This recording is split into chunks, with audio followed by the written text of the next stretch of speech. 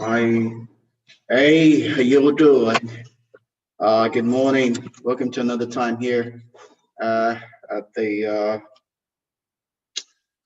upper room. And it's a time to pray, and we'll be leading ourselves into the time of prayer, but just sharing on the topic of the rich woman at Shunem, the woman that took Elisha in and helped him.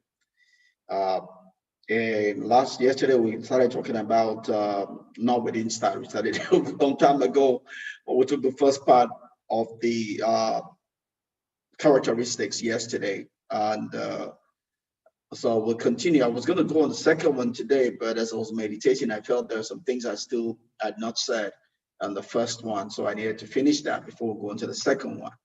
We're talking about the fact that comparing between the lion and the tiger, that the lion lives in community as against the tiger not living in community. And we talked about several things, but the additional thing I was going to talk about, was the fact that, and it's tied to a topic I talked earlier on. I talked about building your team, right? Again, for what we are supposed to achieve during our lifetime, we don't live enough years to be able to do it all on our own. We need others to help us to achieve all that God has for us. So we need a team effort, right? If you want to go far, you need a team, a team. You cannot do it on your own. There's only so much you are strong in doing, right? You have weaknesses, you have limitations.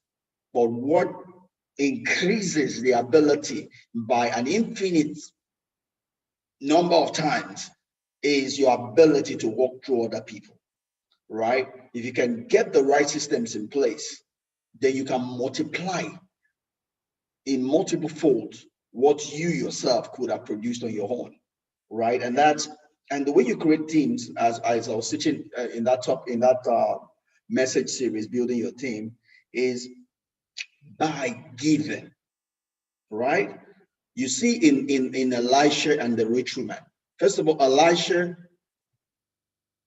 went to that place to do God's work. It was about God's business. Because it was about God's business, the woman saw that he had a need. The woman came to Elisha not for what she can get, but for what she could give, right? So she came in a giving relationship. Because she gave, that opened up an opportunity for her to receive. Remember yesterday we were talking about giving and receiving. She gave.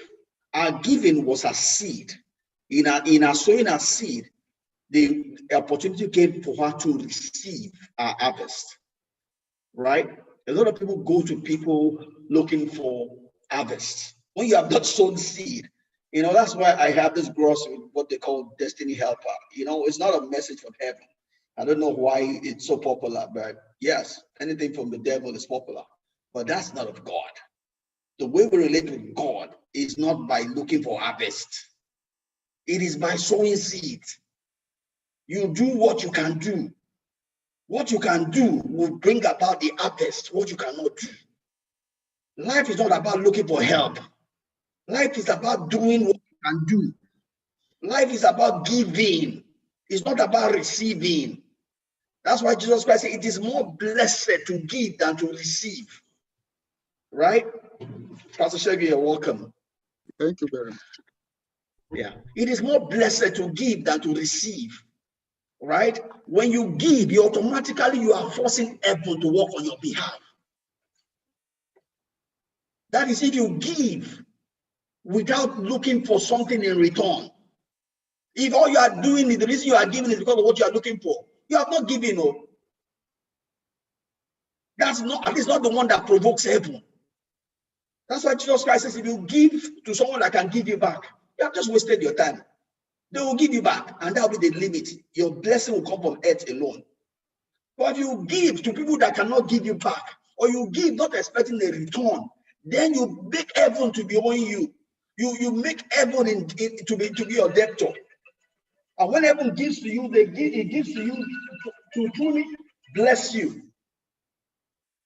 That is the way you multiply your effort, by giving. Once you start giving, people, you will draw people towards you. You know, that's what Jesus Christ says, that men, he says that give and it shall be given to you, shaken together, pressed down and running over. So will men give unto you. So will men give unto you. But those are not destiny helpers. Those are people that God will bring because of what you did, you gave, not because you are praying for men. Jesus Christ doesn't pray for men. He said, give, and you will be giving. Shaking, pressed down, shaking together, and running over. Right? He didn't say pray for destiny helper. He said give. Do what you can do. What you can do will provoke heaven. Heaven will pour into you. Pressed down, shaking together, and running over. So will men give to you. Men will not give to you because you prayed for them. Men will give to you because you